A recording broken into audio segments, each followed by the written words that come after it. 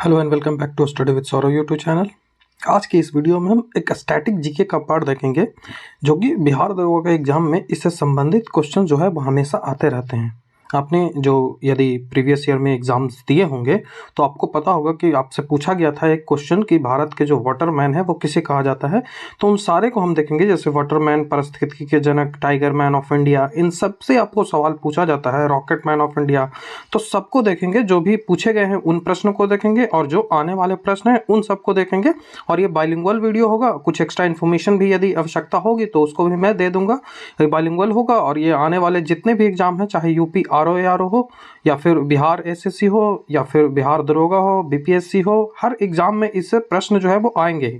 और यदि इससे प्रश्न आते हैं तो वो इस जो वीडियो है उससे बाहर नहीं जाएगा। तो चलिए, यदि आप हिंदी में जेएसएससी सीजीएल में हिंदी पेपर 2 की तैयारी कर रहे हैं तो आप हमसे जुड़ सकते हैं। मैंने यहाँ पे हिंदी पेपर 2 के कई सारे वीडियोस अपलोड कर दिए हैं। ये हमारा टेलीग्राम चैनल है। यदि आप वीडियो का पीडीएफ चाहते हो तो आप हमारे टेलीग्राम चैनल से जुड़ सकते हो। तो चलिए एक एक कर देख लेते हैं कि जो पूछा जाएगा हमसे प्रश्न वो क्या क्या पूछे जाएंगे। तो सबसे पहले जो पूछा जाएगा कि डॉल्फिन मैन ऑफ इंडिया किसे कहते हैं।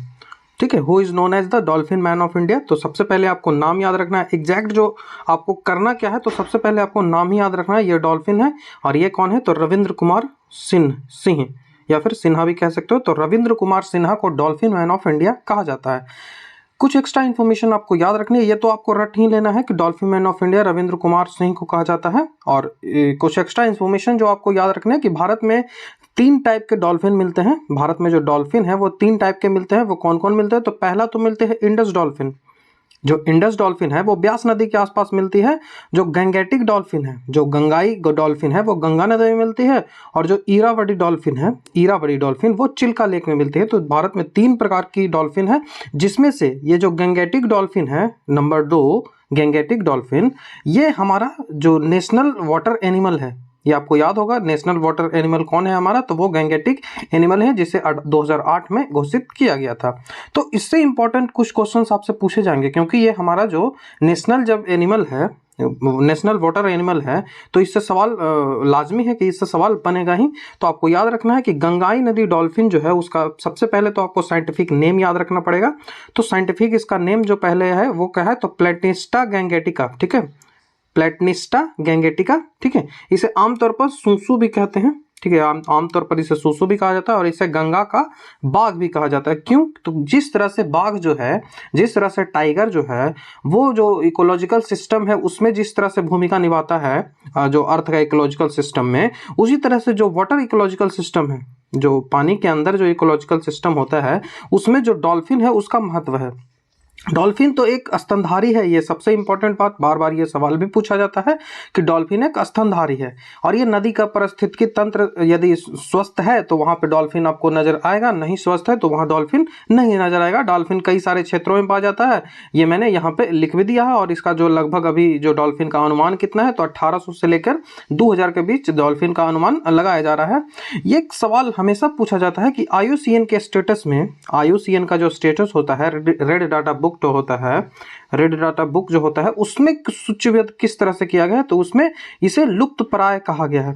लुप्त प्राय इसे सूचीबद्ध किया गया है। तो आपको याद रखना है कि इसे कौन सा सूची में डाला गया है, तो ये लुप्त प्राय सूची है। और यदि 1972 का जो भारतीय वन्य जीव संरक्षण एक्ट की बात करें, भारतीय वन्य जीव संरक्षण एक्ट 1972, तो इसकी कौन सूची में डाला गया है, तो इसको अनुसूची 1 में रखा गया है। और IUCN के अनुसूची, जो IUCN का जो लुप्त प्राय होता है, एक्सटिंक्ट जो होता है, उसे लुप्त प्राय में रखा गया है। ठीक है, और भारत में जो गैंगेटिक डॉल्फिन है उसे 2009 में औपचारिक रूप से राष्ट्रीय जलीय पशु घोषित किया गया था। और चूंकि 5 अक्टूबर को घोषित किया गया था राष्ट्रीय जलीय पशु, इस कारण ही 5 अक्टूबर जो होता है, 5 अक्टूबर को डॉल्फिन डे मनाया जाता है। तो ये जो फैक्ट है वो आपको याद रखना है। ये आपसे पूछा भी जा सकता है कि गैंगेटिक डॉल्फिन जो होती है वो अंधी होती है, उनकी दृष्टि जो है वो नहीं होती है। तो इतने जो इन्फॉर्मेशन है ये आपको याद रखना है इससे संबंधित। तो यही आपसे पूछा जाएगा। और यहाँ पे मैंने यहाँ पे लिख भी दिया है, देखिए ये इंडेंजर में है, लुप्त प्राय है IUCN के स्टेटस में। और जो वाइल्ड लाइफ प्रोटेक्शन एक्ट 1972 है उसमें उसके शेड्यूल 1 में रखा गया है। तो ये इतनी बातें आपको याद रखना है। और 5 अक्टूबर को डॉल्फिन डे मनाया जाता है। और ये प्लेटिस्टा गैंगेटिका तो मैंने बता ही दिया। तो ये कुछ इन्फॉर्मेशन है जो आपको याद रखनी है डॉल्फिन के बारे में। संरक्षण के कई सारे प्रयास इसके बारे में किए गए हैं, जिसमें सबसे जो इम्पोर्टेंट आपको मिलता है कि बिहार के भागलपुर जिले में विक्रमशिला गैंगेटिक डॉल्फिन अभियान जो अभ्यारण्य है वो बनाया गया। विक्रमशिला गैंगेटिक डॉल्फिन अभ्यारण्य जो कहाँ है, वो कहाँ बनाया गया, तो वो बिहार के भागलपुर में बनाया गया है। ये आपसे पूछा जाएगा। और कई सारे जैसे डॉल्फिन के लिए वर्ल्ड लाइफ जो फंड है वो भी इसमें सहयोग कर रहा है। और जो एक इंफॉर्मेशन आपसे पूछा जा सकता है, ये पूछा जा सकता है कि गुवाहाटी जो शहर है, असम का जो गुवाहाटी शहर है, उसने शहर का पशु इसे घोषित किया है। ठीक है, उसे प्रशासन के द्वारा शहर पशु किसे घोषित किया गया, तो वो डॉल्फिन को ही घोषित किया। और डॉल्फिन जो है, ये देख सकते हो, ये जो डॉल्फिन है, यह हिंदू धर्म के जो ग्रंथ हैं वहाँ भी इसे महत्व दिया गया है। हिंदू धर्म के जो ग्रंथ है वहाँ भी इसे महत्व मिला है। तो ये डॉल्फिन आप देख सकते हो। तो डॉल्फिन के बारे में इतना इन्फॉर्मेशन है, वो आपको याद रखनी है। अब नेक्स्ट जो आता है कि crocodile man of India. Crocodile man of India कई सारे पूछे जाते हैं, लेकिन आपको यही वाला याद रखना है, जो शिवराम पाटिल है। आपके ऑप्शन में यही मिलेंगे, कैसे कई सारे हैं। तो शिवराम पाटिल ही आपको याद रखना है। क्रोकोडाइल मैन ऑफ इंडिया कौन है, तो वो शिवराम पाटिल है। अब आपसे क्रोकोडाइल के बारे में भी कुछ इन्फॉर्मेशन है, वो जान लेनी है। भारत में 3 प्रकार के क्रोकोडाइल पाए जाते हैं। जो क्रोकोडाइल है उसकी 3 प्रजातियां पाई जाती है। पहला जो होता है उसे घड़ियाल बोलते हैं, दूसरा को मगरमच्छ बोलते हैं, और तीसरा जो है वो मगर बोलते हैं।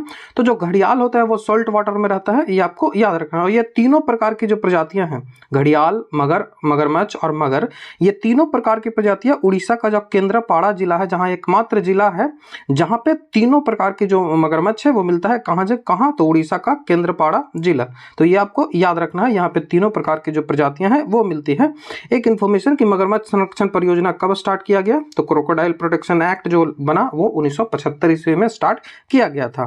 तो जो क्रोकोडाइल कंजर्वेशन प्रोटेक्शन एक्ट जो है वो 1975 में स्टार्ट किया था। और केंद्रपाड़ा में तीनों प्रकार की जो घड़ियाल रहती है, क्रोकोडाइल रहती है और मगर रहती है, तीनों प्रकार के यहाँ मिल जाती है। अब तीनों के बारे में इंफॉर्मेशन आपको याद रखनी है कि मगर जो होता है, मगरमच्छ जो होता है, वो सबसे जो ये जो मगर आप देख सकते हो, ये मगर है जिसे मगरमच्छ भी कहा जाता है सामान्यतः।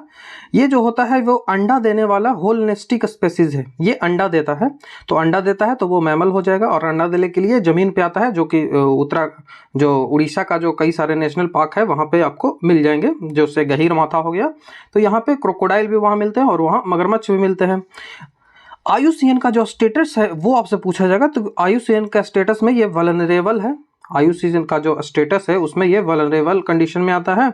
और जो साइट्स का होता है उसके परिशिष्ट 1 में, अपेंडिक्स 1 में आता है, और वन्य जीव संरक्षण अधिनियम की अनुसूची 1 में आता है। तो जो वन्य जीव जो वर्ल्ड लाइफ प्रोटेक्शन एक्ट है 1972, उसके शेड्यूल 1 में आता है। जो पिछला हमने देखा था वो भी शेड्यूल 1 में ही आता है। जो गैंगेटिक डॉल्फिन है वो भी शेड्यूल 1 में ही आता है। तो इसको आपको याद रखना है। पहला जो हो गया वो जो मार्सी क्रोकोडाइल या फिर क्रोकोडाइल इसे कहा जाता है। ठीक है, जो नेक्स्ट आ गया वो घड़ियाल है। नेक्स्ट जो होता है घड़ियाल का जो ये देख रहे हो आगे का पार्ट है वो निकला हुआ रहता है। तो इस तरह से आप घड़ियाल को पहचान सकते हो। इसे गेवियन भी कहा जाते हैं। ठीक है, इसे गेवियल भी कहा जाता है। एक प्रकार का ये एशियाई मगरमच्छ है और लंबे पतले इसके थूते होते हैं, जैसा कि मैंने आपको बता दिया। घड़ियाल जो होता है वो स्वच्छ नदी का एकमात्र संकेतक है। घड़ियाल जो है वो स्वच्छ नदी में रहता है, स्वच्छ पानी में रहता है, और अपेक्षाकृत हानिकृत मछलियां खाने वाली प्रजाति के रूप में ये जाना जाता है। जो हानि रहित मछलियां हैं उनको ये खाता है।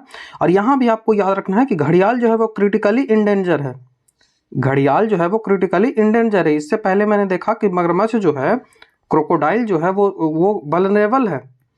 क्रोकोडाइल जो है वो वल्नरेबल है, लेकिन जो यहाँ पे घड़ियाल आप देख रहे हो, ये घड़ियाल क्रिटिकली इंडेंजर्ड है। ये इसका कंडीशन और ख़राब है। और ये लेकिन ये जो आपको याद रखना है वाइल्ड लाइफ प्रोटेक्शन एक्ट 1972, इसकी अनुसूची 1 में ही आता है। तो ये आपको ये आसान हो जाएगा क्योंकि सारे जो है वो अनुसूची 1 में ही आते हैं। तो वाइल्ड लाइफ प्रोटेक्शन एक्ट के 1972 के शेड्यूल 1 में आता है। और जो IUCN का रेड लिस्ट बुक है उसमें जो सीरियसली थ्रेटेंड मतलब क्रिटिकली इंडेंजर में ये आता है। नेक्स्ट जो लास्ट बचता है वो एस्चुअरी या खारे पानी का मगरमच्छ, जो इस तरह का होता है। एस्चुअरी या खारे पानी का जो मगरमच्छ होता है, ये पृथ्वी की सबसे बड़ी जीवित मगरमच्छ प्रजाति है, जिसे विश्व स्तर पर एक ज्ञात आदमखोर के रूप में भी माना जाता है।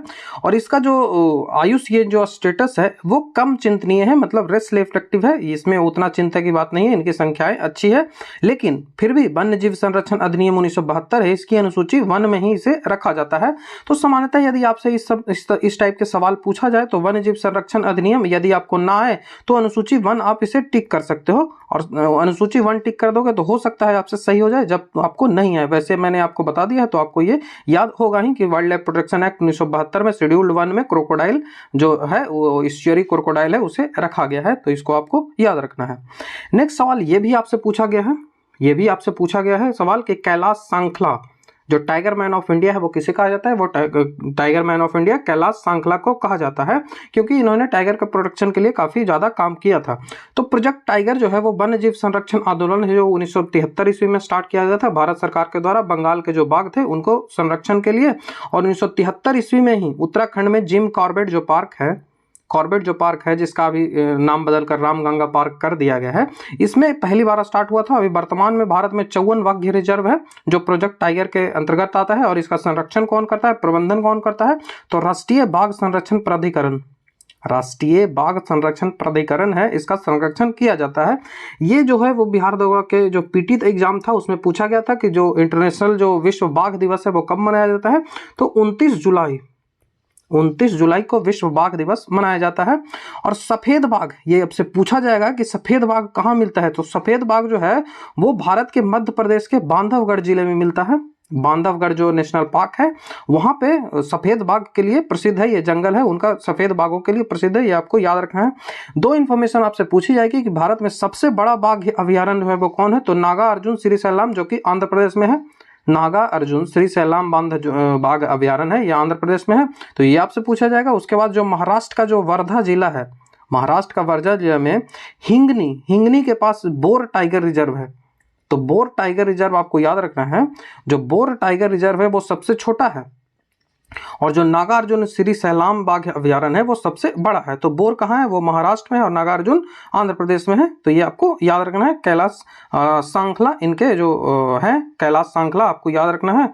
और इसके बारे में कुछ इन्फॉर्मेशन आपको याद रखना है कि जैसे 2022 में नेशनल टाइगर सेंसस आया था। 2022 में नेशनल टाइगर सेंसस आया जिसमें जो टाइगर की आबादी है वो कितनी बताई गई? तो 3682 टाइगर की आबादी बताई गई। ये जो एग्जैक्ट डेटा है ये आपको याद रखना है क्योंकि ये पूछा जाएगा। और ये जो सेंसस होता है वो कितने वर्षों में होता है ये भी आपसे पूछा जाएगा। तो 4 वर्षों में सेंसस होता है। और यदि आपसे सवाल पूछ दिया जाए कि सबसे पहले टाइगर का सेंसस है वो कब किया गया था, तो सबसे पहले टाइगर का सेंसस 1931 ईस्वी में किया गया था। 1931 ईस्वी में सबसे पहले टाइगर का सेंसस किया गया था। और कहाँ किया गया था? तो पलामू जो टाइगर रिजर्व झारखंड में है, वहां सबसे पहले टाइगर का सेंसस किया गया था। तो ये आपको याद रखनी है। जो टाइगर सेंसस है उसके अनुसार जो है राष्ट्रीय बाघ हर 4 साल में किया जाता है, ये आपको याद रखना है। और किसके द्वारा किया जाता है? राष्ट्रीय बाघ संरक्षण प्राधिकरण द्वारा 2005 में इसको स्टार्ट किया गया था। 2005 द्वारा ये जो राष्ट्रीय बाघ संरक्षण प्राधिकरण है ये 2005 में बनाया गया इसके द्वारा। और फिर राज्य वन विभाग, उसके बाद संरक्षण और जो एनजीओ है ये सब मिलकर इस सब की साझेदारी कर जमीनी स्तर पे जो है कैमरा ट्रैपिंग के माध्यम से, जो कैमरा के द्वारा फोटोज खींचे जाते हैं उसके माध्यम से बाघों का जो है गणना की जाती है। और 2022 में भारत में जो बाघों की आबादी है वो 3682 है। ये डेटा आपको याद रखना है, 3682। यदि सबसे ज्यादा बाघ की बात करें तो 785 बाघ 785 जो टाइगर है वो मध्य प्रदेश में है जो कि सबसे अधिक है। उसके बाद आता है स्थिति कर्नाटक की। कर्नाटक में अभी 563 है। यदि सबसे ज्यादा बाघ की नेशनल पार्क में बात करें कि जो टाइगर रिजर्व है, कौन टाइगर रिजर्व में सबसे ज्यादा बाघ रहता है, तो वो जिम कॉर्बेट है। आपको याद रखें जिम कॉर्बेट उत्तराखंड, जिसका नाम अभी बदलकर रामगंगा कर दिया गया है। तो उत्तराखंड में 560 है। ठीक है, तो ये आपको याद रखना है। टाइगर रिजर्व के भीतर बाघों की बहुतायत जो है वो सबसे ज्यादा कॉर्बेट में पाई जाती है, 260 के आसपास पाई जाती है। और बाकी कहाँ कहाँ कितनी पाई जाती है यहाँ मैंने लिख भी दिया है, तो आपको ये याद रखना है। और जो भारतीय वन्य जीव संरक्षण अधिनियम 1972 है उसके शेड्यूल्ड 1 में जो अनुसूची 1 है उसमें रखा जाता है। मतलब लगभग जीवों को, मैंने बताया ना आपको अनुसूची कुछ नहीं बुझा रहा है तो आप अनुसूची 1 टिक कर दोगे तो आपका संभावना है कि सही हो जाएगा। अंतर्राष्ट्रीय प्राकृतिक संरक्षण जो बाघ है उसके अनुसार जो रेड डेटा बुक है उसमें लुप्त प्राय इसे कहा गया है। जो लुप्त प्राय है उसे कहा गया है बगर को। और वन्य जीव और वनस्पति की लुप्त प्राय प्रजातियों के अंतर्राष्ट्रीय व्यापार और कन्वर्जन के द्वारा ये परिशिष्ट वन में अपेंडिक्स 1 में रखा गया है। साइट्स का जो है उसमें उसके अपेंडिक्स 1 में रखा गया है।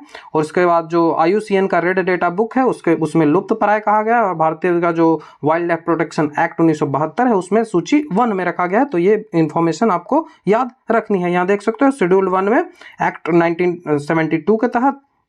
उसके बाद IUCN का जो वो उसको इंडेंजर में, IUCN का स्टेटस इंडेंजर में। और उसके बाद जो साइट्स का है उसमें अपेंडिक्स 1 में रखा गया है। उसके बाद यहाँ पे मैंने जो टाइगर रिजर्व है 53 का 53 जो टाइगर रिजर्व है उसको मैंने यहाँ पे लगा दिया है। तो यदि आप इसको याद करना चाहते हो तो इसको आप याद कर लगे हो। कई सारे जो टाइगर रिजर्व है वो आपसे पूछा जाएंगे तो आपको याद रखना है। बिहार में जो टाइगर रिजर्व है वो वाल्मीकि है। और अभी एक जो बिहार सरकार के द्वारा इंफॉर्मेशन दी गई है कि जो कैमूर है वहाँ पे एक टाइगर रिजर्व फिर से बनाया जा रहा है। तो वाल्मीकि और कैमूर बिहार में 2 टाइगर रिजर्व हो जाएंगे। उसके बाद आता है कि भारत में पारिस्थितिकी के जनक किसे कहा जाता है। जो पारिस्थितिकी के जनक भारत में किसे कहा जाता है तो भारत में पारिस्थितिकी के जनक रामदेव मिश्रा को कहा जाता है। तो भारत सरकार ने पर्यावरण नियोजन और समन्वय के लिए एक समिति बनाई थी 1972 की स्थापना की थी। जिसके बाद के वर्षों में पर्यावरण और वन मंत्रालय की स्थापना 1984 ईस्वी में की गई थी। ये जो है सवाल पूछा गया है कि किस वर्ष पर्यावरण और वन मंत्रालय की स्थापना की गई थी। तो वो 1984 ईस्वी में की गई थी। 1984 ईस्वी आपको याद रखना है, 1984 ईस्वी। और जो भारत में पारिस्थितिकी के जनक है वो कौन है तो वो रामदेव मिश्रा है। ये आपको याद रखना है। ये जो कुछ फैक्ट है यहाँ से भी सवाल हमेशा पूछे जाते हैं तो इसको भी आपको याद रखना है। ये मैंने आपको बता दिया कि प्रोफेसर जो रामदेव मिश्रा है उन्हें भारतीय जो पारिस्थितिकी तंत्र है, भारतीय जो इकोलॉजी है उसके जनक कहा जाता है। ये जी आधुनिक पारिस्थितिकी के जनक की बात करें कि आधुनिक पारिस्थितिकी का जनक किसे कहा जाता है तो यूजिन ओडुम का आधुनिक पारिस्थितिकी का जनक कहा जाता है। और जो सर एजी टॉन्सले हैं उन्होंने पारिस्थितिकी तंत्र जो शब्द है, आपसे पूछा जाएगा कि पारिस्थितिकी तंत्र शब्द को पहले किसने दिया तो ये एजी टॉन्सले ने दिया। उसके बाद जो पारिस्थितिकी जो शब्द है उसका सर्वप्रथम प्रयोग 1869 में जर्मन वैज्ञानिक अर्नेस्ट हिकल ने किया था। पारिस्थितिकी शब्द का प्रयोग सबसे पहले अर्नेस्ट हिकल ने किया। पारिस्थितिकी तंत्र है उसका सबसे पहले एजी टॉन्सले ने किया। यूजिन ओडुम को आधुनिक पारिस्थितिकी का जनक कहा जाता है। तो ये आपको याद रखना है। और जो अर्निज नेस है इन्होंने डीप इकोलॉजी शब्द दिया। डीप इकोलॉजी शब्द है वो किसने दिया तो वो अर्निज नेस ने दिया। तो ये कुछ इन्फॉर्मेशन ही आपको याद रखनी है। नेक्स्ट आपसे पूछा जाएगा कि आइस मैन ऑफ इंडिया किसे कहा जाता है तो ice man of India Chewang Norphel को कहा जाता है जो कि लद्दाख के हैं। चेवांग नार्फेल, तो इसको आपको याद रखना है चेवांग नार्फेल। तो ये लद्दाख के हैं। और इन्हें जो भारत का चौथा उच्चतम सम्मान होता है पद्मश्री, ये भी इन्हें दिया गया है। 2015 में पद्मश्री से इन्हें सम्मानित किया गया है चेवांग नार्फेल को। तो ये आपको याद रखना है। नेक्स्ट आता है फॉरेस्ट मैन ऑफ इंडिया। तो फॉरेस्ट मैन ऑफ इंडिया भी आपसे पूछा जाता है कि who is known as forest man of India. तो ये जादव पायेंग हैं। इन्हें जो जादव पायेंग हैं इन्हें फॉरेस्ट मैन ऑफ इंडिया कहा जाता है। तो ये भी सवाल पूछा गया है। और इन्हें पद्मश्री मिला है 2015 में। तो 2015 में इन्हें पद्मश्री से सम्मानित किया गया था। और ये कहाँ के व्यक्ति हैं तो ये असम के जो व्यक्ति हैं, मिसिंग जो ट्राइब होता है, असम का जो मिसिंग ट्राइब है उससे ये संबंध रखते हैं। नेक्स्ट आता है कि बर्ड मैन ऑफ इंडिया, सबसे आसान डॉक्टर सलीम अली, ये सब आप जानते हैं। 1976 में इन्हें जो पद्म विभूषण है, भारत का सबसे ऊंचा दूसरा सम्मान, वो इन्हें मिला था 1976 ईस्वी में। नेक्स्ट आता है कि भारत में वन महोत्सव की आरंभ किसने किया। जो फॉरेस्ट फेस्टिवल है उसको आरंभ किसने किया तो ये KM मुंशी ने किया था। जो वन महोत्सव भारत में सबसे पहले 1950 में स्टार्ट हुआ था। जो जुलाई का महीना था उसमें 1 सप्ताह तक वन महोत्सव मनाया गया था। और इसे पेड़ों का त्यौहार कहा जाता है। जो वन महोत्सव है वो पेड़ों का त्यौहार कहा जाता है। और भारत में वृक्षारोपण को जो महोत्सव की शुरुआत किसने की थी तो कन्हैयालाल माणिकलाल मुंशी, KM मुंशी शॉर्ट में इन्हें कह सकते हैं। ये है KM मुंशी। तो ये आपको याद रखना है। नेक्स्ट आता है रॉकेट मैन ऑफ इंडिया किसे कहा जाता है तो ये के सिवान को कहा जाता है। जो चंद्रयान 2 है, चंद्रयान 2 के समय ये भारत में रहते थे। चंद्रयान 2 के समय जो इसरो के चीफ थे चंद्रयान 2 के समय, अभी याद रखना है। और चंद्रयान 3 के समय कौन थे तो वो S सोमनाथ ठीक है, एस सोमनाथ थे। और 9th चेयरपर्सन जो थे ये इसरो के थे, इसरो के जो 9th चेयरपर्सन थे वो थे। और जो इन्हें कौन कौन सा सम्मान मिला, तो यहाँ पे देख सकते हो, एपीजे अब्दुल कलाम अवार्ड 2019 में इन्हें मिला था और इन्हें रॉकेट मैन ऑफ इंडिया कहा जाता है। एक सवाल पूछा जाएगा कि रॉकेट वुमेन ऑफ इंडिया किसे कहा जाता है, रॉकेट वुमेन ऑफ इंडिया, तो इसे रितु करिथाल को कहा जाता है। ये भी इसरो में ही काम करती है, इसरो में भी, ये भी इसरो में ही काम करती है, तो ये इसरो में काम करती है। इसे इन्हें युवा पुरस्कार भी मिला, जो इसरो यंग साइंटिस्ट अवार्ड है वो भी इन्हें मिल चुका है, तो ये है रितु करिथाल, तो ये आपको याद रखना है। नेक्स्ट जो क्वेश्चन है कि सैटेलाइट मैन ऑफ इंडिया किसे कहा जाता है, तो satellite man of India Udupi Ramachandra Rao को कहा जाता है। ये उडुपी रामचंद्र राव है जिन्हें सैटेलाइट मैन ऑफ इंडिया कहा जाता है। उन्हें 1976 में विज्ञान एवं अभियांत्रिकी के क्षेत्र में पद्म भूषण मिला था। पद्म भूषण जो है उससे इन्हें सम्मानित किया गया था। और 2017 में पद्म विभूषण जो दूसरा सबसे बड़ा सम्मान होता है भारत का, वो इन्हें मिला था। भारत में सबसे पहला जो सम्मान होता है वो भारत रत्न होता है, उसके बाद आता है पद्म विभूषण, उसके बाद आता है पद्म भूषण और तब आता है पद्म श्री। तो ये 3 है जिसमें इन्हें 2017 में पद्म विभूषण मिला था, दूसरा सबसे बड़ा सम्मान। इन्हें इंडिया का सैटेलाइट मैन इसलिए कहा जाता है कि 1975 में जो भारत ने आर्यभट्ट जो सैटेलाइट है वो छोड़ा था, उसमें इनकी भूमिका काफ़ी अच्छी थी, काफ़ी महत्वपूर्ण भूमिका इन्होंने निभाई थी। नेक्स्ट आता है कि rocket man, missile man of India, तो एपीजे अब्दुल कलाम को मिसाइल मैन ऑफ इंडिया कहा जाता है। इनके बारे में इन्फॉर्मेशन याद रखें कि भारत रत्न इन्हें 1997 में मिला था, पद्म विभूषण 1990 में मिला था और पद्मश्री पद्म भूषण इन्हें 1971 में मिला था। तो आपको भारत रत्न तो कम से कम याद रखना है कि 1997 ईस्वी में इन्हें भारत रत्न दिया गया था एपीजे अब्दुल कलाम को, और मिसाइल मैन ऑफ इंडिया इन्हें कहा जाता है। ये तमिलनाडु में रामेश्वरम में पैदा हुए थे। नेक्स्ट आता है कि फादर ऑफ परमाणु कार्यक्रम, जो न्यूक्लियर प्रोग्राम भारत का है, उसके फादर किन्हें कहा जाता है, ये होमी जहांगीर भाभा को कहा जाता है। क्यों कहा जाता है, तो इनके ही क्षेत्ररक्षण में भारत ने पहली बार 1944 ईस्वी में नाभिकीय ऊर्जा अनुसंधान जो आरंभ किया था, इससे संबंधित जो रिसर्च है उन्होंने स्टार्ट किया था। और 1945 ईस्वी में Tata institute of fundamental research की स्थापना की गई थी होमी जहांगीर भाभा के द्वारा, Tata institute of fundamental research. उसके बाद 1947 में भारत सरकार ने जो परमाणु ऊर्जा आयोग है, इसके प्रथम अध्यक्ष के रूप में इन्हें नियुक्त किया था। और परमाणु ऊर्जा आयोग का गठन कब हुआ था, तो वह 1948 ईस्वी में हुआ था। ये पूछा भी गया है, बिहार दरोगा के ही एग्जाम में पूछा गया है, परमाणु ऊर्जा आयोग का गठन 1948 ईस्वी में हुआ था। तो यहां से 2 बातें आपको याद रखनी कि परमाणु ऊर्जा आयोग है, उसका गठन कब किया गया, तो ये आपको गठन किया गया था 1948 ईस्वी में। ये आपसे पूछा जाएगा कि परमाणु ऊर्जा आयोग का गठन 1948 में किया गया। और दूसरा आपसे सवाल पूछा जाएगा कि परमाणु ऊर्जा विभाग है, इसका गठन कब किया गया था, तो परमाणु ऊर्जा विभाग का ऑफिशियली जो प्रारंभ हुआ था वो 1954 में हुआ था। तो ये दोनों सवाल आपसे पूछा जाएगा। इनका जो इनिशियली गठन हुआ था वो 1948 में हुआ था, लेकिन ऑफिशियली जो इनका जो कार्य जो प्रारंभ हुआ वो 1954 ईस्वी में हुआ। तो ये दोनों डेट आपको याद रखनी है, दोनों से रिलेटेड जो क्वेश्चन है वो आपसे पूछे जाएंगे। नेक्स्ट क्वेश्चन है कि फादर ऑफ स्पेस प्रोग्राम किसे कहा जाता है, तो फादर ऑफ स्पेस प्रोग्राम जो है वो इसके जनक कहा जाता है विक्रम साराभाई को। ठीक है, विक्रम साराभाई, इन्हें 3 पुरस्कार मिल चुका है। शांति स्वरूप भटनागर अवार्ड 1962 में मिला है, पद्म भूषण जो है वो 1966 में मिला है, और पद्म विभूषण जो है वो 1972 में इन्हें मिला था। तो फादर ऑफ स्पेस प्रोग्राम कहा जाता है विक्रम साराभाई को, ये आपको याद रखना है। नेक्स्ट है कि स्नेक मैन ऑफ इंडिया किसे कहा जाता है, तो वासु सुरेश को स्नेक मैन ऑफ इंडिया कहा जाता है। ये वासु सुरेश है जो कि तमिलनाडु से संबंध रखते हैं, ये वासु सुरेश हैं। अब मैंने एक लिस्ट लगा दिया है, लास्ट जो है मैंने एक लिस्ट लगा दिया है जिससे आप रिवीजन आसानी से कर सकते हो। और मैंने जो पूरा जो एक्सप्लेनेशन जहाँ जहाँ नीड थी तो एक्स्ट्रा फैक्ट भी बता दिए हैं। तो उस वीडियो को देखने के बाद आप यहाँ से रिवाइज कर लोगे तो आपको आसानी से चीज़ें याद हो जाएगी। चलिए एक एक कर देख लेते हैं। जैसे वाटरमैन ऑफ इंडिया, तो Waterman of India Rajendra Singh को कहा जाता है। यहाँ पे मैंने इंग्लिश में भी देखिए लिख दिया कि waterman of India Rajendra Singh को कहा जाता है। Father of ecology in India Ramdev Mishra को कहा जाता है। Tiger man of India Kailash Sankhala को कहा जाता है। Ice man of India Chewang Norphel को कहा जाता है।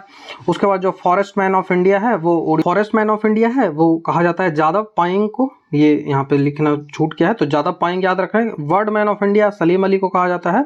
महोत्सव उत्सव है वो किसने स्टार्ट किया था, तो वो के.एम. मुंशी ने स्टार्ट किया। रॉकेट मैन ऑफ इंडिया के सिवान को कहा जाता है। Rocket woman of India Ritu Karidhal को कहा जाता है। Satellite man of India Udupi Ramachandra Rao को कहा जाता है। Missile man of India APJ Abdul Kalam को कहा जाता है। Father of nuclear programme Homi Jehangir Bhabha को कहा जाता है। Father of space programme Vikram Sarabhai को कहा जाता है। Dolphin man of India Ravindra Kumar Singh को कहा जाता है। स्नेक मैन ऑफ इंडिया वो वाशु या वावा वावा वावा लिख लो, वावा स्टार्ट को कहा जाता है। ठीक है, तो ये आपको याद रखना है। जो स्नेक मैन ऑफ इंडिया किसे कहा जाता है, वावा सुरेश को कहा जाता है, तो ये आपको याद रखने हैं। तो यहाँ हिंदी इंग्लिश दोनों में मैंने लास्ट में जो लगा दिया है स्लाइड, तो इससे आपको रिवीजन करने में आसानी होगी। तो आशा करता हूँ आपको वीडियो अच्छा लगा है। यदि आपको वीडियो अच्छा लगता है तो आप हमारे चैनल को सब्सक्राइब, वीडियो को लाइक शेयर कमेंट जरूर कर दें, जिससे जो हमारा रीच है, इस वीडियो का रीच लोगों तक पहुंच पाए और उनका हेल्प हो जाए और मेरा भी चैनल है वो ग्रो कर पाए। तो वीडियो देखने के लिए थैंक यू। ये था स्टैटिक जीके। इस तरह से मैं और वीडियो इससे संबंधित लाने का प्रयास करूंगा। यदि आपको अच्छा लगता है तो आप कमेंट में जरूर बताएं कि किस सेक्शन से आपको वीडियो चाहिए। जो नेक्स्ट वीडियो मैं प्लान कर रहा हूँ वो एक्ट से संबंधित है, जैसे पर्यावरण संरक्षण एक्ट कब आया, जो वन्य जीव संरक्षण एक्ट कब आया, ये जो एक्ट है इनसे भी सवाल पूछा जाता है। जैसे जल संरक्षण एक्ट कब आया, तो एक्ट से भी सवाल आते हैं। तो अगला जो वीडियो होगा वो एक्ट पे ही होगा। तो चलिए आपसे नेक्स्ट वीडियो में मिलता हूँ। वीडियो देखने के लिए थैंक यू।